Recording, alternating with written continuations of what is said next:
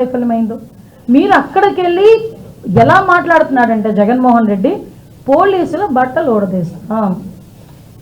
నిజంగా దమ్మున్నవాడు ఎస్ఐ బయటకు వచ్చి, ఎస్ఐలు అదేవిధంగా మహిళా పోలీసులు కూడా బయటకు వచ్చి ఏ రకంగా మాట్లాడుతున్నారు అని ఒక ఎక్స్ సీఎంని నిలదీసే పరిస్థితి వచ్చిందంటే సిగ్గుపడాలి. ఈరోజు జగన్మోహన్ రెడ్డి ఎందుకు ఇలా మాట్లాడేనా అని సిగ్గుపడాలి. నిజంగానే అనిపించింది. ఒక పోలీస్ కాకి చొక్కా ఒంటి మీదకి రావాలంటే ఏదో బయటికి వెళ్ళి సిఎంఆర్లోనో లేకపోతే ఎక్కడో లక్కీ షాపింగ్ మాల్కో లేకపోతే ఇంకో షాపింగ్ మాల్కో వెళ్ళి కొని తెచ్చుకున్నంత ఈజీ కాదు కాకి చొక్కా మీదన పడ్డం అంటే.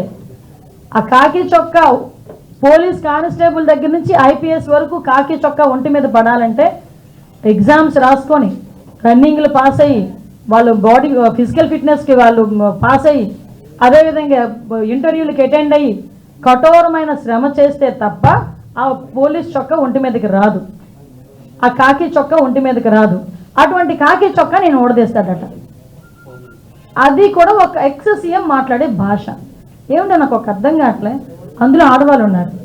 అనంతపురం ఎస్పీ ఒక లేడీ, అనంతపురం డిఐజీ ఒక లేడీ, అక్కడ చాలామంది లేడీ పోలీస్ కానిస్టేబుల్స్ ఉన్నారు, లేడీ ఎస్ఐస్ ఉన్నారు. అలాంటి వాళ్ళ గురించి బట్టలు ఊడదీస్తాం అలాగే ఇలాగా మాట్లాడుతూ ఉంటే సిగ్గనిపించట్లేదా? సంస్కారమేనా అది?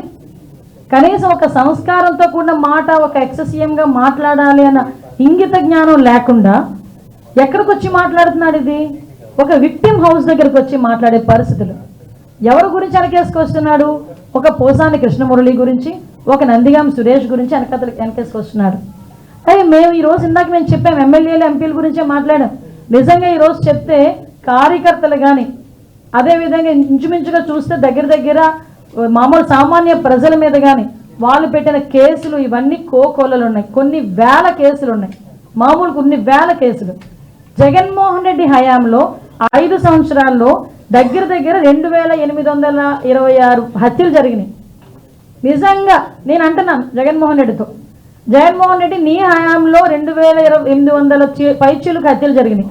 వీళ్ళందరి దగ్గరికి కూడా నువ్వు వెళ్తానన్నా కూడా మేము విత్ ప్రొటెక్షన్ పంపిస్తాం, వెళ్ళు, నేనేం కాదని చెప్పట్లేదు. వాళ్ళందరి దగ్గరికి వెళ్ళి పరామర్శించే దమ్ముందా నీకు? అలాంటిది ఈరోజు బయటకు వచ్చి నోటుకు వచ్చినట్టు మాట్లాడతాడు. కార్బూర్ నాగేశ్వరరావు, అది గూండావో తెలియదు, ఒక ఎక్స్ఎమ్మెల్యే తెలియదు, ఒక రౌడీ షీటరో తెలియదు, బయటకు వచ్చి వాళ్ళ గవర్నమెంట్ వచ్చిద్దట, వచ్చిన తర్వాతట గుంటూరు నుంచి బయట ఉన్న అవతల ఉన్న వాళ్ళందరినీ నరికేస్తాడట, గుంటూరు నుంచి చివరితలు ఉన్న వాళ్ళందరినీ బయటికి తీసుకొచ్చి తంతాడట. అది ఆయన వాళ్ళ కార్యకర్తల మీటింగ్లో మాట్లాడే పరిస్థితి. అంటే నేనేమంటానంటే